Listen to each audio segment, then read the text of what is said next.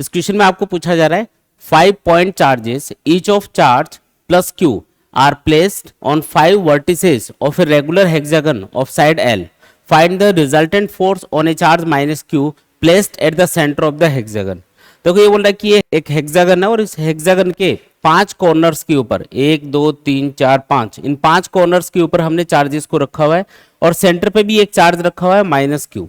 अब आपको ये जो सेंटर पे रखा हुआ चार्ज है इसके ऊपर फोर्स कैलकुलेट करके बताना है इन पांचों चार्जेस की वजह से।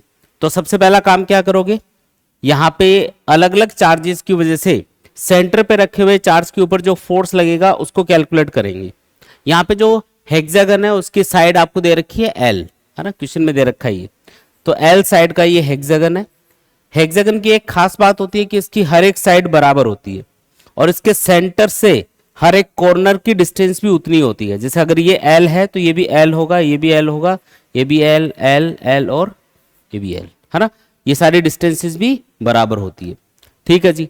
अब देखो एक चीज नोटिस करो यहाँ पे कि ये वाला जो चार्ज है ये है क्यू, ये है माइनस क्यू, दोनों चार्ज क्या होंगे, एक दूसरे से अट्रैक्ट होंगे। तो इसका मतलब सेंटर पे रखे हुए चार्ज के ऊपर फोर्स किधर लगेगा, इसकी तरफ लगेगा। तो मैं इसको दिखा देता हूं यहाँ पे, ये है मान लो इस पॉजिटिव चार्ज की वजह से लगने वाला फोर्स। अब जस्ट इसके अपोजिट कॉर्नर पे देखो, यहाँ पे भी पॉजिटिव चार्ज रखा है उतने ही मैग्नीट्यूड का, ये भी क्यू है ये भी क्यू है, तो ये भी क्या करेगा, बराबर फोर्स से इसको अपनी तरफ खींचेगा। तो इस पे इधर भी एक फोर्स लगेगा, मतलब जितना फोर्स ये है ना उतना ही फोर्स ये भी होगा, और ये दोनों फोर्स क्या हो जाएंगे आपस में कैंसिल। क्यों, क्योंकि ये दोनों इक्वल हैं और एक दूसरे के अपोजिट हैं, इसलिए आपस में ये कैंसिल। इसी तरीके से ये वाला जो चार्ज है इसकी वजह से सेंटर पे रखे हुए चार्ज के ऊपर जो फोर्स लगेगा F, और इस वाले कॉर्नर पे जो चार्ज रखा है उसकी वजह से जो फोर्स लगेगा F, ये भी आपस में बराबर होंगे और ये भी आपस में क्या हो जाएंगे, कैंसिल। तो सिर्फ ये वाला चार्ज बचेगा। तो इस चार्ज की वजह से इसके ऊपर फोर्स लगेगा क्योंकि बाकी तो कैंसिल ही हो गए।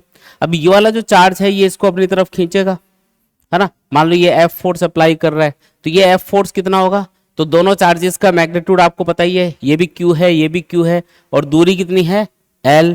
तो जो फोर्स का मैग्नीट्यूड, मैग्नीट्यूड में हम सिंबल नहीं लेते, तो आप इस वाले चार्ज की वजह से जब इस पे फोर्स कैलकुलेट करोगे तो ये फोर्स आएगा K Q into Q divided by L square.